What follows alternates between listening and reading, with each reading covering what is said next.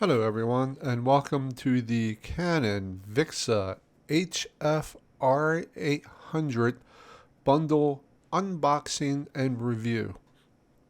So today we are going to see what we get, see what items you can expect if you want to buy this camera, and see if this camera is even worth buying for you and for your particular needs. Now, I do want to throw out there that we did not receive this item free for review.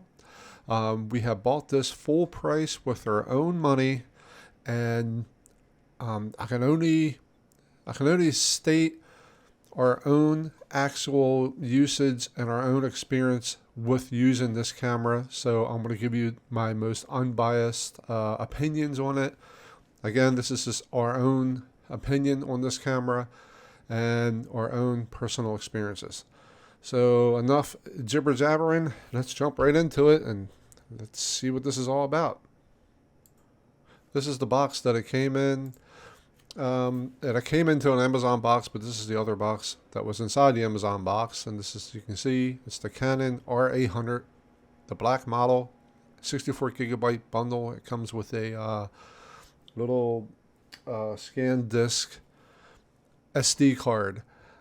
And it's 64 gigs, and let's go ahead and open a box and see what's inside this box. Alright guys, alright everybody, so we had the box open, and what did we get with the bundle? What is this? This is the, I'm sorry about the lighting, it's not very good in here. This is the card reader. I'm going to put that to the side. Here it is inside the package there. We're going to lay this over to the side. It's the card reader. We got the SDX Ultra 64 gigabit card for it. So we're going to put that to the side as well. So far so good. Not sure what this is. This is some kind of, I guess it's a, I want to say it's a rag, but it's not. It's some kind of case. It's leather. Anyway, we're going to go ahead and place this to the side as well. What else do we have here? This looks like a carrying case. Pretty decent. It's not hard plastic or anything, but it is a carrying case. So we're going to go ahead and, once again, we're going to lay this to the side as well. What else do we have in here? This is the, looks like it's the camera and lens accessory kit. It's got a mini tabletop tripod on this little bag. Interesting. So a lot of stuff in this bag. We're going to open it up and look at it in just a second. We're going to lay that to the side as well. What else do we have here? This is the looks like it's a HDMI cable, mini HDMI cable here. It's about 6 foot, looks like, not bad. We'll lay that to the side as well. Before we bring out the camera, there's something else in here. This should be the tripod. Yeah, this looks like it's the tripod. Not too bad.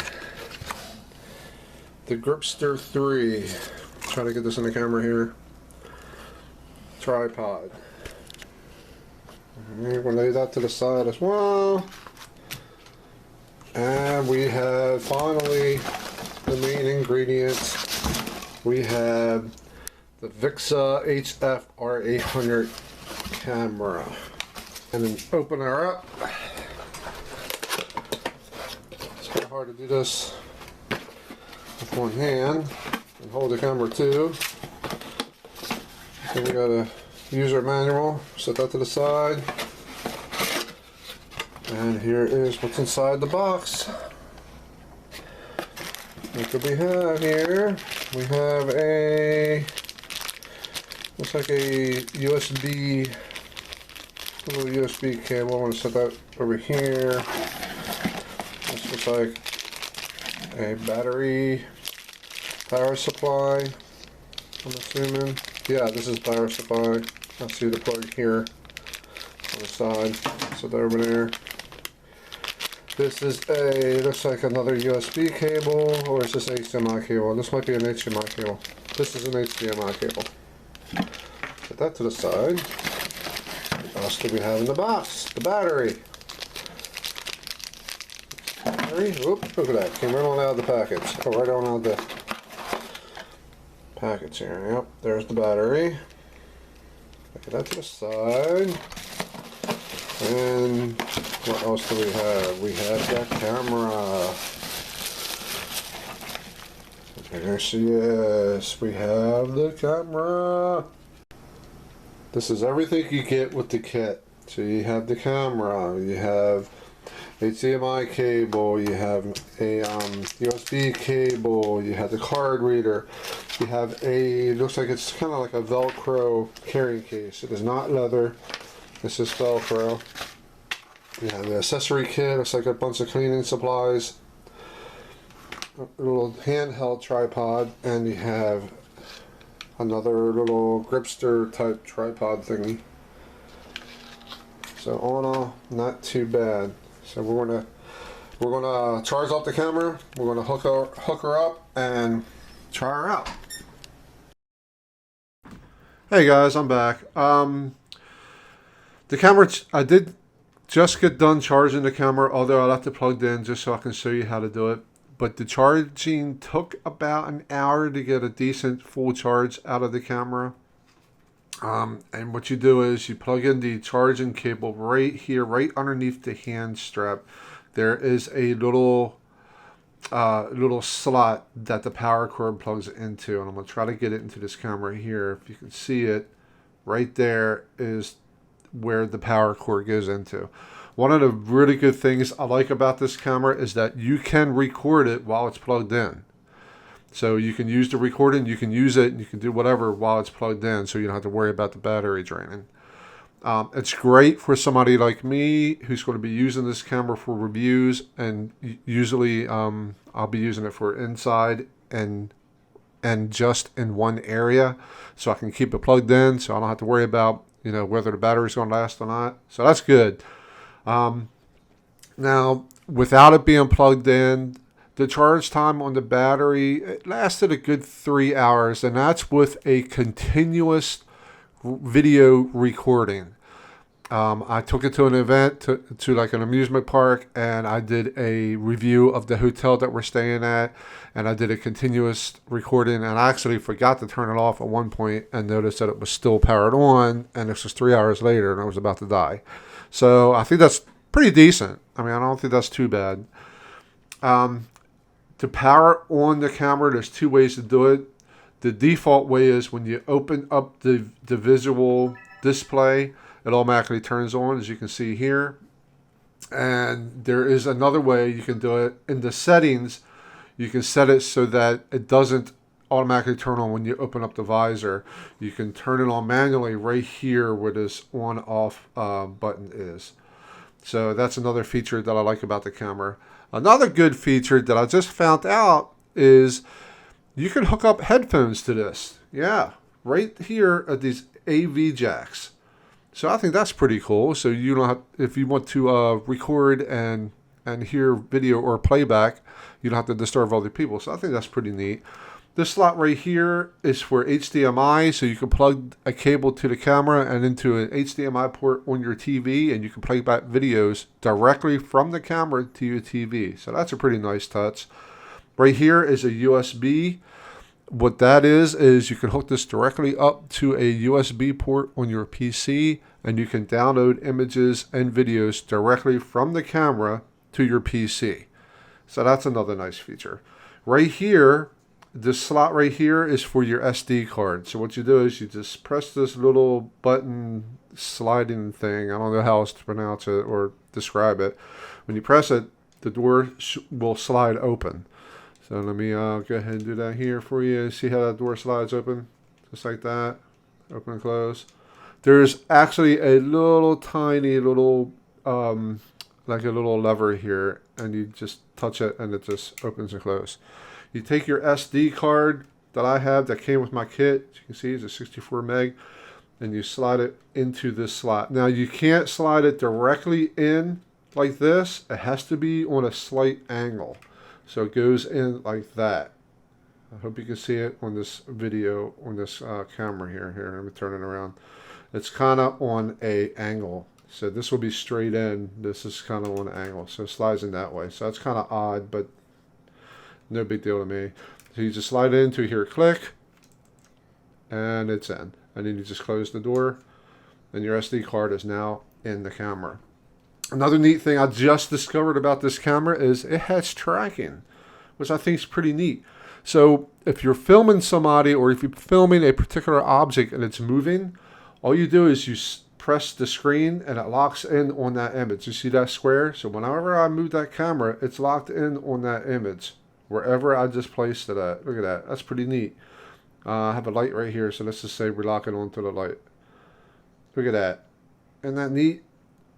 That is pretty cool. So if I'm jumping around, or if I'm in a moving car and my hand's constantly moving, it locks in that spot. So that's pretty neat. To turn it off, you just hit the off button.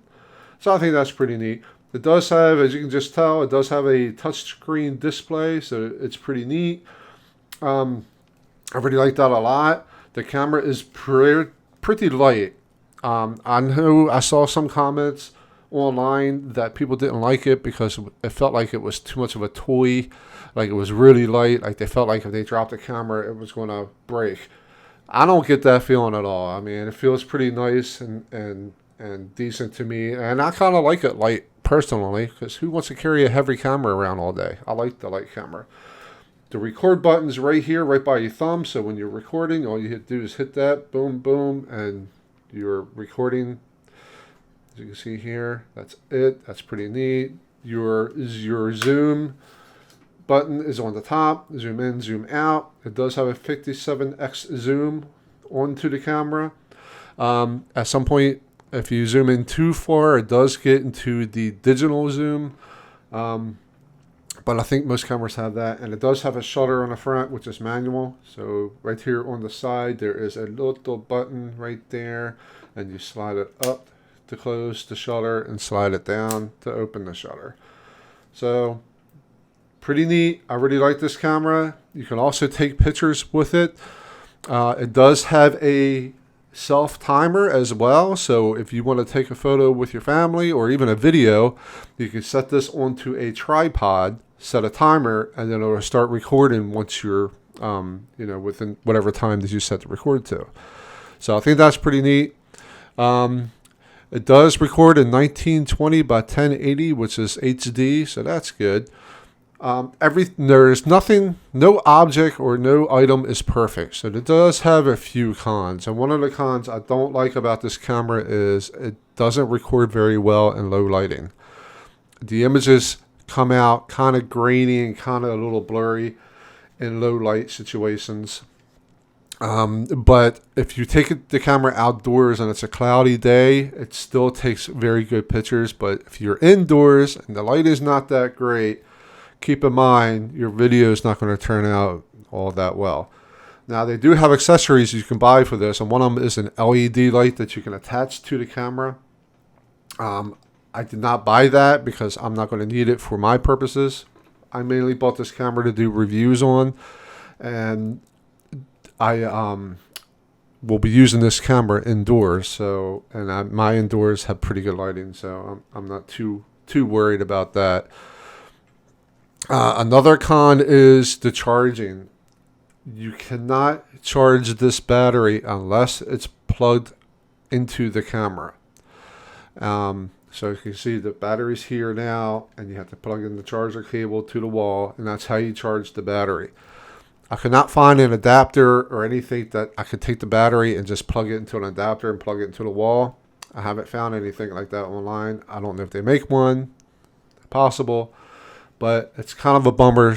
So if you want to have an extra battery, fully charged battery, you'd have to charge up the battery on the camera first, take that battery out, put in the other battery, and then charge that one as well. It seems to be a pain in the butt, but it is what it is. This typical camera, another con is it does not have Wi-Fi. It was no big deal to me, but some people, it could be a turn off, but You know, like I said, it's no big deal to me. I really don't need the Wi-Fi. With the USB cable, I can just plug it into the PC and get all my stuff that I need. So I really didn't need it. Another negative is it does not have a remote either. So you can't set the camera on a tripod and hold a remote and press, you know, pause, play, record, whatever. It does not have one. So to me, again, it was no big deal. But that's something to keep in mind if you're considering this type of camera. It does take photos. So, and it takes photos extremely well. If you want to see a more in-depth demo of this camera, I will be recording future reviews using this camera. So just go to my channel and look at the other reviews on my channel. All those reviews will be done by this camera. So that'll give you an idea of the quality of the camera and whether or not this is a good fit for you. I got this on Amazon. I paid full price for it. I am not being paid to do this review at all about a manufacturer. This item was not given to me. Like I said, we spent our own money on it. I can only review my personal experience with the camera, so everybody's experience is going to be a little different. But in my personal opinion, I got my money's worth. I spent about $260 for this camera. It was on sale, like I said, on Amazon. I'll leave the link in the description below if you're interested. I got the kit, and you know, I think it's a pretty good deal. I really like it a lot.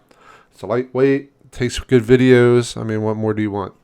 Anyway, guys, thanks for watching. Like I said, if you're interested in this camera and you want to see the results of how well it takes videos, like I said, go to my channel and I'll have every review there I use this camera on. Some of the pros on this camera are it does have HD recording, which is a good thing.